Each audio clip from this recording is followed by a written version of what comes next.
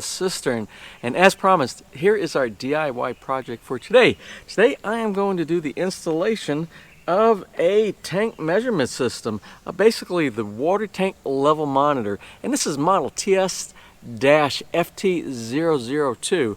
This is the receiving device, and this is the transmitter right here. Now what you have here is the transmitter. It has a couple little mounting points that you can mount to the top of your tank. It has a little level on here because you need this thing to be extremely level so that when you are sending the signal down to the very bottom of your tank, it's not at any type of an angle. So it goes straight down, hits the bottom of your tank, and comes back up into this little chamber that it has right here. And once it receives the information and you have the system calibrated, it will send your information to this device right here, which is the receiver. It's got a neat display on it. I think it's an LCD display that it has here, and it will show you the representation of your tank in percentage. So if your tank is full, it will have 100%, and it will show the tank as being full. It also has a bunch of other little handy-dandy features on here, like different types of temperature, ambient temperature on the outside, temperature inside your tank, and some other things I have to look up a little bit more on the brochure. We'll do a calibration of this once we get everything installed. Now, my options for installation. Now, my preferred place to install this transmitter is about right here, in the top of the slab, through the tile. Cut a hole through the slab itself, drop it down, and it doesn't interfere with the manhole cover over here. But I don't have time to do that right now. Because remember, we're going on vacation, and this is going to take a level of effort, and I prefer that the tank be empty. So we might do this. If today's test works fine, and we see that this device actually works as advertised, upon coming back from vacation, we will probably do that, because I think we're going to have to drain the tank for the waterproofing guys to complete doing the waterproofing solution here after we found out that we have some leaks. So right now, today, what we're going to do is we're probably going to drill a hole somewhere in this area over here, mount the transmitter inside the manhole cover itself, and this can be a temporary or a permanent, but I don't really like it as a permanent solution, because when I'm removing this manhole cover, which shouldn't be that often, but I don't want to damage the transmitter device. I want this to be in a more secure position, like right over here. But we're going to do that here today for testing and use while we're gone on vacation. We'll see how that works. Okay, it is time to cut the hole inside the manhole cover. Now, normally you would use a hole saw when you're cutting wood, something that looks like this right here. This is too big. This is like a 2-inch. I need an 1.5-inch hole saw. I don't have a 1.5 inch.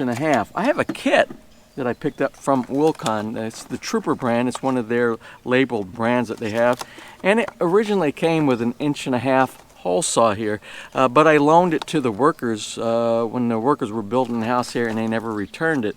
So that is the only one that I'm missing right now. I have smaller, the 1.25 inch. I have a 2 1/8 and a 2-inch, but much too big for the hole that I need. Now today, sometimes you have to do, even if you have the wrong tool, sometimes the wrong tool will work. Normally you want the right tool for the right job. Well, today I'm going to use a cutter right here, this little hole cutter here that's normally used, reserved for things like ceramics, tile basically, or marble or granite. But it's a small job that we're doing here. It will smoke a little bit, but it should accomplish the goal of cutting the hole inside the manhole cover. So let's go ahead and use this, hopefully, and get the hole in and get the transmitter installed, and then we'll try to do a configuration and a test of the system.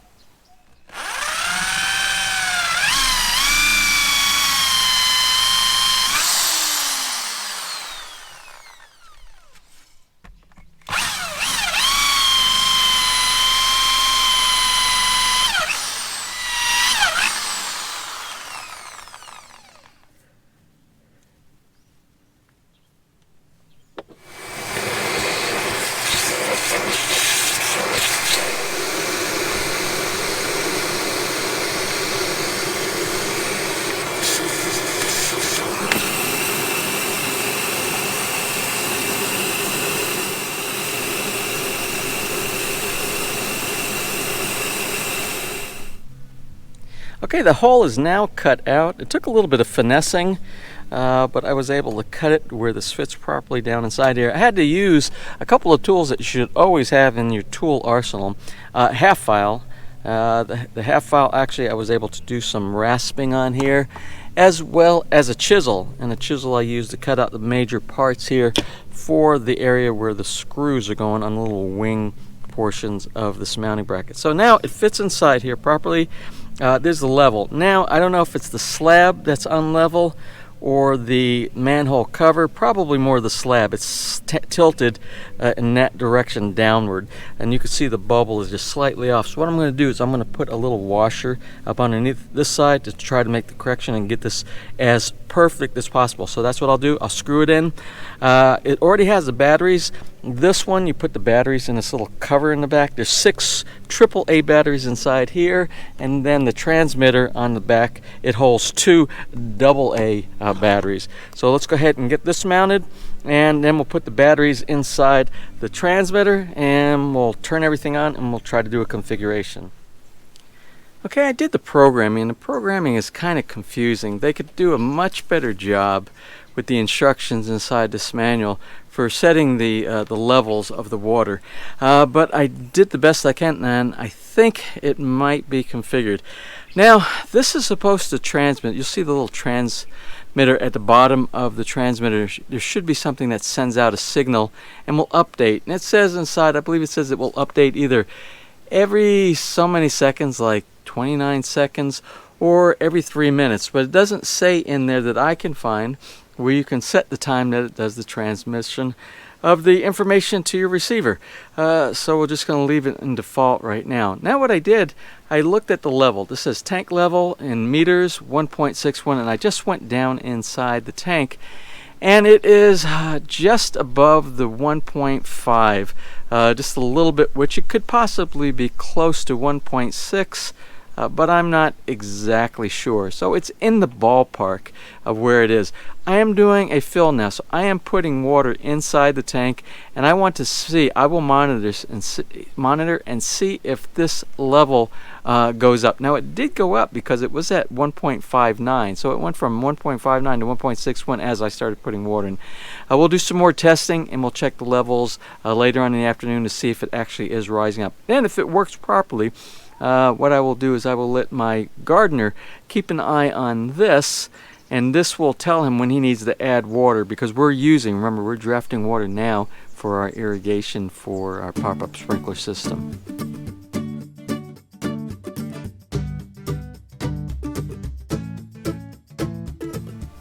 Okay, well, that is good enough for right now. I'm going to do a check. I'm going to go down inside the cistern, and that's just above 2 meters right there.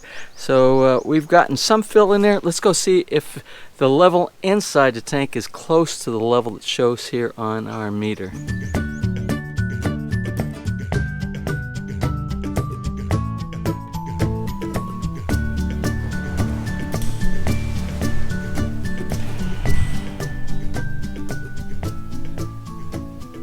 So as you can see, the reporting level and the actual amount are slightly off. I think it said over on the receiver it was slightly above 2 meters, and inside the tank it shows slightly below 2 meters. But it's in the ballpark right now, and it's just a matter of calibration. I don't have enough time to actually do a full calibration right now.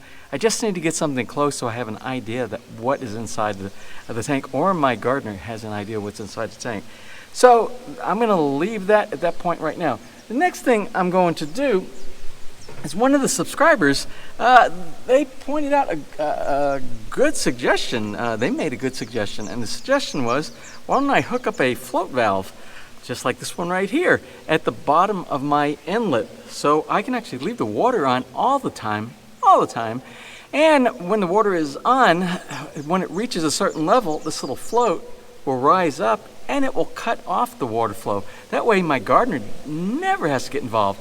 We can use the transmitter and the receiver just to keep an eye to make sure that we're at a good level, and let the tank fill itself automatically. So if I can do this today, right now if I can, I wish I hadn't put all this water inside here, because I'm working with electricity, so I have to be really careful back here, because I have to do a fusion weld. I don't have enough pipe that goes down far enough down into the tank. to make this go near the level of the water. So anyway, I think I'm going to try to do that. Oh, you're probably wondering, where did this come from? Well, this is the float that I sent over inside the Balikbayan shipment for the koi pond project. But I can use this on this project and just pick up another one on my next return back from the U.S. to the Philippines. Okay, let me show you what I did down here, how I put this little configuration together. I didn't have all the parts that I needed to make this work, but I made do. I made do with what I had around the house. I didn't have the reducers that I needed. I didn't have long enough 1/2-inch pipe to get it down to the very bottom to make the connection to the float. Because what I want to do is I just want to keep the level at about 2 meters. Remember, we have a leak, and I don't know where the leak is. When we put in over 2.5 meters of water, we were leaking water, and we could see that we were losing. In one day, we lost 12 inches. So what I did is I set the level of the float. The level of the float is down at 2 meters. So the way it should work, if there is less than 2 meters, the float should allow water to go in there. We don't have rain that brings water into the tank, or there's demand. We're doing irrigation, we're doing the pop-up sprinklers. Now, if it gets above, if we do get rain, the rainwater will go above it. It won't make any difference because the float valve is cut off anyway. So I'll show you what it looks like down inside, and I'll show you what I really did a crazy thing, but I think it's going to work. Let me show you and talk about what I just did. All right, now this pipe right here is 1/2-inch pipe. This is what feeds from the subdivision, the little valve on the wall behind the manhole cover over there. But I didn't have a reducer that goes from this pipe to this one, and I didn't have enough 1/2-inch pipe to take me all the way down there to where the float is at. So what I did is I measured the inside diameter of this pipe right here, which I think this is 1-inch pipe, and this is 1/2-inch pipe up here, or this is 3/4-inch pipe, and this is 1/2-inch pipe. I can't remember what the pipes sizes that I have here right now, but these were leftovers. So what I found out is the outside diameter is approximately the same size as the inside diameter of this pipe, and I used the fusion weld to weld it together like that. There was a little bit of area, it was a little bit wider, so I just took the fusion weld and I went round and around and around, and it seems to be working fine. It seems to be holding. I don't see any leaks. And I had to do the same at the bottom side for the couplers that I have down there. So you see where the water's coming in. Eventually the water level should push up that float and stop the water from coming in. I'm going to test that. And the way I'm going to test it, since the water is going in so slow anyway, which is good, because if there's a demand on the water from the irrigation system, we don't want this, a whole lot of water going in there, taking away from the water that's going through the pump system here. So I'm going to use this garden hose right now to supplement it to see if it will turn off. And if it does, I think we're golden. Well, that's about it for today. I tell you, talking about coming down to the 11th hour on a project. But I wanted to get this entire system automated before we fly out on our vacation back to the U.S. to visit friends and family. I think we're good. I showed my gardener how the automatic float system works, and I tested it tonight and it worked just great. No leaks.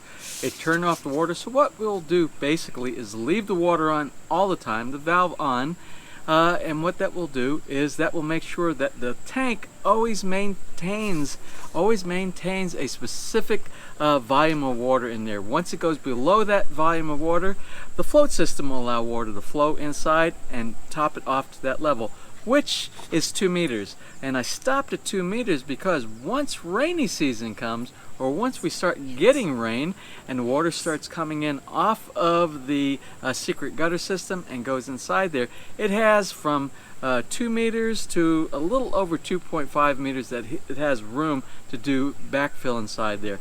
Now, maybe you know, maybe you don't know from the way we designed it many moons ago. But in the event that the tank gets more water than it needs, it will do a backflow to the storm sewer system.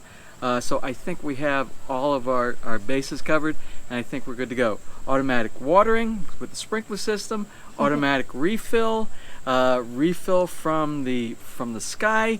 We have all of that. We'll see how it goes. We sat down and we talked with our gardener just a little bit and explained to him how everything works. He can look inside the kubo and he can see what the level of the water is there at any time without having to remove the manhole cover. I think we're going to be fine. I don't know where the level of water is leaking. It could be leaking even below the 2-meter point. But to go to an automatic watering system, and we will absorb the additional cost. Hopefully it's not too much. Hopefully it's nothing, and it's not leaking below the 2 meters. But we will absorb that to be able to make sure and have the secure feeling that the water is getting adequate water from the drought that we've been going through for the past 3 months now. It's been like forever. I think we've had 2 days of just a few minutes worth of rain in about 3 months. Well, that's about it. I hope you enjoyed the past year of all the DIY and the catch up on construction and everything that we've been doing here at Villa Feliz. Again, we're not done. There was still certain things that I prioritized that weren't quite that important, and I put it on the back burner. Some of the things up on the second floor in the comfort room need to be finished. Even the tile. Remember the glass mosaic tile on the stairway? I still have several of those that need to be done. And some of you remind me about that all the time. When are you going to do those mosaics? Well, most of it's done. 95% is done. So most people don't even notice it until I point it out. But I will get that done when we get back as well. Now, that being said, our trip to the U.S. to visit friends and family, we will also be doing some episodes. Not as many as we do here, because this is more DIY and culture about the Philippines here. But we'll continue to do some episodes back in the U.S. But you have DIYs too. Oh, and there is some DIY. Yeah, I did DIY. You never run out of DIYs. I never run out of DIY. So if I have something that comes up and I think it's interesting and you'd be interested, we'll share that with you when we're back in the U.S. So anyway, until that time, we probably won't be online for at least a few days, because we're going to be in transit, in transportation mode, flying back to the U.S. So until we get back and we start doing our videos, I want to thank each and every one of you who have been supporting us as far as watching our videos over the past 2 years, basically. And thank you very much for all of the loyal subscribers that have contributed many great comments and shared and collaborated on the channel. And there will be a continuation of that both in the U.S. and when we get back here later on at the end of our vacation, at the end of the summer. So again, thank you very much, and we're going to call it a day. Try to get some rest before our long journey back to the U.S. So if you enjoyed today's video, please give us a thumbs up. Please share, and if you have not subscribed, just click on that little My PI Dream heart in the bottom right hand side of your screen. You'll be subscribed and you'll be notified the next time we upload a new video. So until such time, you have a wonderful and blessed day.